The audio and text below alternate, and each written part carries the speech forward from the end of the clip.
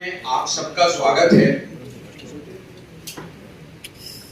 जैसा कि आप सबको स्मरण होगा कि पिछले वर्ष 23 मई को पिछले वर्ष कह रहा हूं, सब बात कीजिएगा, 2019 में 23 मई को चुनाव का नतीजा आया था और मोदी जी ने भारी बहुमत से भारतीय जनता पार्टी की सरकार की स्थापना पुनः कराई थी। आज लगभग 9 वर्ष मोदी सरकार के पूर्ण होने जा रहे हैं। इन 9 वर्षों में मोदी सरकार ने दिल्ली के लिए बहुत कुछ किया है। कई बार जाने अनजाने बहुत सी चीजें नजर में होती हैं मगर दिमाग में नहीं होती, दिमाग में होती है तो नजर में नहीं होती। आज उसी को लेकर के हमने एक पत्रकार वार्ता रखी है जिसमें गत कुछ वर्षों में, मैं पूरे 9 वर्ष की बात नहीं कर रहा, गत कुछ वर्षों में जो मोदी सरकार ने दिल्ली के लिए कंस्ट्रक्टिव कार्य किए हैं उन सब का लेखा जोखा आज हमारे दिल्ली के जुझारू अध्यक्ष श्री वीरेंद्र सचदेवा जी और हमेशा जागरूक रहकर के दिल्ली के मुद्दे उठाने वाले हमारे विधानसभा में नेता प्रतिपक्ष श्री रामवीर सिंह विधूड़ी जी आपके समक्ष रखेंगे।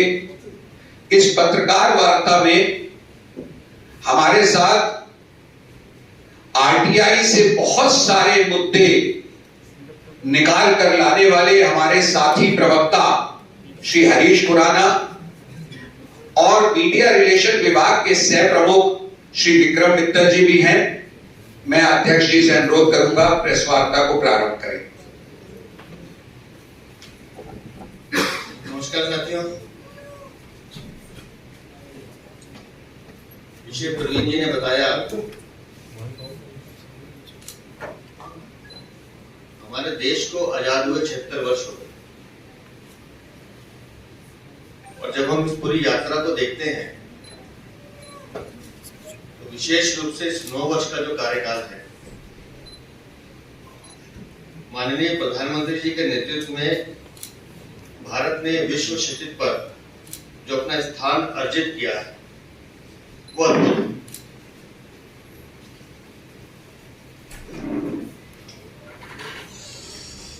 और इन 76 वर्षों में सभी प्रधानमंत्री ने अपना योगदान दिया। हम सबके प्रति अपना सम्मान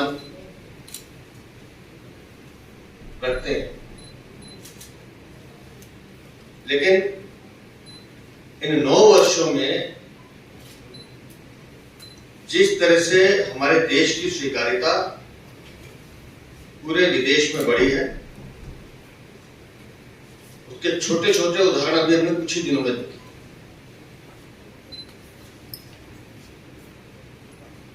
एक टापू राष्ट्र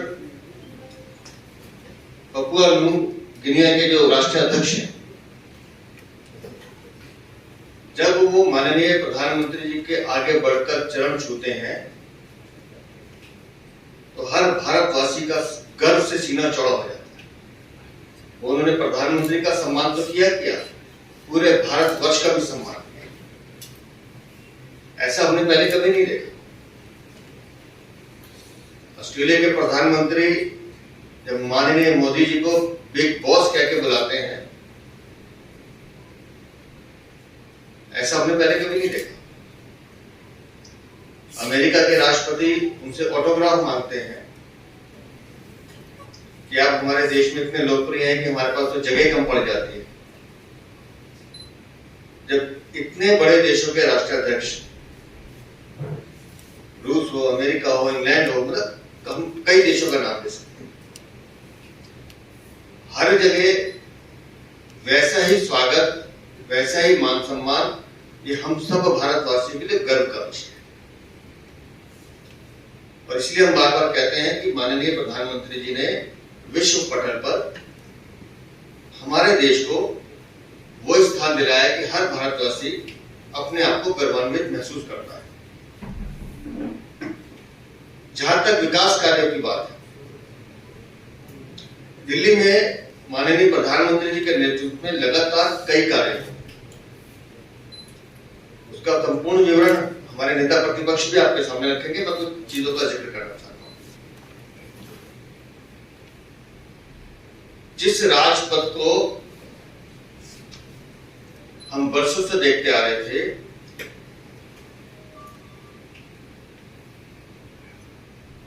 कहीं ना कहीं उसमें अंग्रेजी मानसिकता का कोड दिख रहा है। उस मानसिकता को खत्म करते करते उस राजपथ को कर्तव्य पथ के रूप में परिवर्तित करना और हर दिल्ली वासी को लगे कि ये पथ मेरा है, हमारे कर्तव्य का पथ है। नेताजी सुभाष चंद्र बोस की प्रतिमा लगना और सामने नेशनल वॉर मेमोरियल बनाना, इसके पीछे की सोच को समझने की जरूरत है। आज जो हमारे पास आंकड़े हैं, प्रतिदिन लगभग 50 से 60 हजार लोग डेली उस कर्तव्य पथ पर जाते हैं और वीकेंड में या छुट्टी वाले दिन ये आंकड़ा 1.5 लाख तक पहुंच जाता है। अभी आपने देखा 4-5 दिन पहले ट्रैफिक पुलिस को एडवाइजरी जारी करनी पड़ी, जो लोग कर्तव्य पथ पर आ रहे हैं कृपया ये साधन उपयोग में लाए। वो कर्तव्य पथ अब दिल्ली का सबसे महत्वपूर्ण स्थल बन चुका है। उसके साथ साथ इन 9 वर्षों में जो विकास के कार्य हुए हैं, अगर हम कोविड काल से शुरू करें, हमें से किसने सोचा था कि भारत अपनी वैक्सीन भी बनाएगा। अपनी वैक्सीन तो लगेगी, हम दूसरे देशों को भी वैक्सीन देंगे।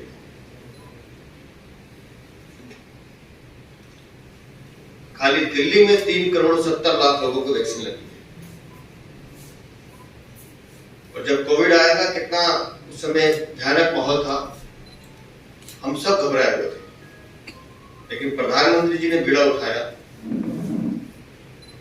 दिल्ली को कैसे सुरक्षित रखना है, उस दिशा में विशेष अस्पताल बनाए, छतरपुर में जो बना। उसके साथ साथ जो हमारे केंद्र सरकार के अस्पताल, एम्स, सफदरजंग, RML, उनमें सेवाओं का विस्तार किया। लेकिन कोविड काल से लेकर अब तक लगातार वैक्सीन सबको मिले, निःशुल्क मिले, किसी भी दिल्ली वासी पर बोझ ना पड़े, ये उन्होंने प्रबंध किया। इन 9 वर्षों में दिल्ली को 20 केंद्रीय और नवोदय विद्यालय दिए केंद्र सरकार द्वारा। सेवा योजना के अंतर्गत इलेक्ट्रॉनिक बसें दिल्ली को दी गई। मेट्रो चरण का 4था विस्तार हुआ। दिल्ली के वायु प्रदूषण को कम करने के लिए ईस्टर्न वेस्टर्न पेरिफेरी, जिसका हर बार जिक्र होता है, या जितने भी हाईवेज की योजनाएं हैं, हम मेरठ एक्सप्रेसवे की बात करते हैं, प्रगति मैदान के टनल की बात करते हैं, हम दिल्ली मुंबई एक्सप्रेस की बात करते हैं, जयपुर तक जाना आसान हो गया। और इसके साथ साथ URI का जो नया रिंग रोड आ रहा है, 72,000 करोड़ की लागत से ज्यादा, उससे दिल्ली का वायु प्रदूषण और कम होगा। अभी भी ईस्टर्न और वेस्टर्न बनने से 30% कमर्शियल व्हीकल ऐसे हैं जो दिल्ली नहीं आते, सीधा बाहर निकल चले जाते हैं। उससे दिल्ली को बहुत राहत मिलेगी। इसी तरह से महिपालपुर में बसंतपुर से जो गुड़गांव तक के टनल बनने की योजना है, ऐसी कई योजनाएं हैं जो मोदी सरकार ने दिल्ली वासियों को सौगात के रूप में दी है। प्रगति मैदान का कायाकल्प हुआ है। अब आप लोग तो पत्रकार हैं, वहां जाते भी होंगे कार्यक्रम देखने। किस तरह से प्रगति मैदान को एक बड़ा सेंटर बनाया गया है। अब वहां इतनी सुविधाएं एक ही छत के नीचे आ रही हैं, तो दिल्ली वासियों के लिए बहुत बड़ा तोहफा है। उसके साथ साथ द्वारका में 25,000 करोड़ की लागत से जो कन्वेंशन सेंटर बन रहा है, इतना बड़ा सेंटर दिल्ली के लिए आप कल्पना नहीं कर सकते। और उसके साथ साथ, क्योंकि मैं खुद खेलों से जुड़ा रहा हूं, DDA ने वहां पर ओलंपिक के जो गेम्स हैं, उसके लिए स्पेसिफिक 5 गेम्स को आइडेंटिफाई करके उनके ट्रेनिंग सेंटर बनाने का काम शुरू किया है। ये दिल्ली के बच्चों को अच्छी सुविधाएं मिले और वो ओलंपिक में पार्टिसिपेट कर सके, ओलंपिक में भारत के लिए मेडल लेकर आए, इसके लिए एक बहुत बड़ा हब द्वारका में बना।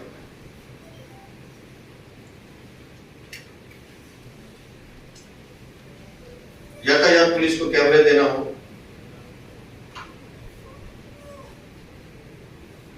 दिल्ली में महिलाओं के लिए शौचालय बनाना हो, लाखों लाख लोगों को फ्री राशन देना हो, ऐसे अनेकों अनेक कार्य हैं जो दिल्ली की जनता के लिए माननीय मोदी जी की सरकार ने किए हैं।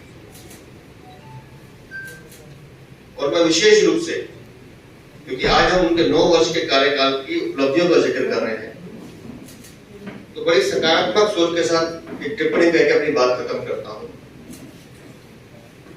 मैं अभी जब नेता प्रतिपक्ष के साथ बैठा हुआ था तो इन योजनाओं पे कितना पैसा खर्च हुआ है, मैं उसका असली आइडिया लगा रहा था। 80,000 करोड़ से ज्यादा की योजनाएं दिल्ली को दी गई। तो मेरा आप सबके माध्यम से दिल्ली की जनता को भी संदेश है कि जो काम करते हैं वो शोर नहीं मचाते, उनका काम बोलता है, और दिल्ली की जनता समीक्षा करे, क्योंकि ये योजनाएं वो देख रहे हैं। मैं खुद चूंकि जमुनापार रहता हूं, जहां 1 से सवा घंटा लगता था, आज मैं 17 या 15 मिनट में पहुंचता हूं। उसके लिए प्रगति मैदान टनल और दिल्ली मेरठ एक्सप्रेसवे हाईवे, तो दोनों उसके टूल हैं। ऐसी कई योजनाएं जिनका मैंने जिक्र किया है, मैं विस्तार में नहीं जाना क्योंकि रामवीर सिंह जी पूरा विषय रखेंगे, लेकिन हर दिल्ली वासी का सीना गर्व से चौड़ा होता है जब हम इन योजनाओं को फलीभूत होते हुए देखते हैं, माननीय प्रधानमंत्री जी का विजन देखते हैं। अभी रैपिड रेल भी आने वाली, दिल्ली से कैसे आप बागपत होते हुए कितनी जल्दी पहुंचे। तो मैं विशेष रूप से दिल्ली की तरफ से माननीय प्रधानमंत्री जी का आभार प्रकट करता हूं कि उन्होंने दिल्ली के विकास के लिए लगातार अपना विजन और योजनाओं को मूर्त रूप देने का काम किया है, और भविष्य में भी उनके नेतृत्व में दिल्ली की जनता को ये सुविधाएं मिलती रहेंगी। और इस संकल्प के साथ कि 9 वर्ष का कार्यकाल संपन्न हुआ, 10वें वर्ष में हम जा रहे हैं, और 2024 में दिल्ली की जनता 7 लोकसभा सीटें जीतकर माननीय मोदी जी को तीसरी बार प्रधानमंत्री बनाएगी। ये बीजेपी का भी संकल्प है और दिल्ली की जनता उस संकल्प के साथ खड़ी है, ऐसा हमारा विश्वास भी है। इन्हीं शब्दों के साथ मैं पुनः माननीय प्रधानमंत्री का धन्यवाद करते हुए अपने नेता प्रतिपक्ष रामवीर सिंह जी से निवेदन करता हूं कि वो एक बार विस्तार से इन योजनाओं की चर्चा आपके साथ करें। माननीय रामवीर सिंह।